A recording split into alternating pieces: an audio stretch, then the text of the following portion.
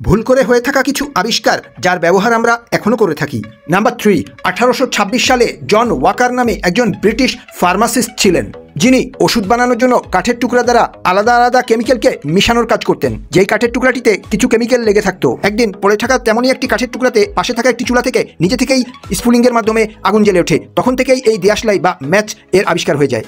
Number 2, potato chips. 1853 সালে George ক্রাম নামে একজন শেফ তার একজন কাস্টমারকে কিছু পটেটো ফ্রাই সার্ভ করে। তবে কাস্টমারের সেই ফ্রাইড চিপসটি ক্রিস্পি লাগেনি এবং কাস্টমারকে শেফ দ্বিতীয়বার ফ্রাইড পটেটো সার্ভ করে। সেবারও কাস্টমার সেটি রিফিউজ করে দেয়। তখনই শেফ জর্জ রাগ হয়ে আলুকে পাতলা পাতলা করে কেটে ভেজে সার্ভ করে, যেটি কাস্টমারের খুবই পছন্দ হয়েছিল এবং এভাবেই পটেটো চিপসের আবিষ্কার হয়েছে। Number 1, choco chip cookies.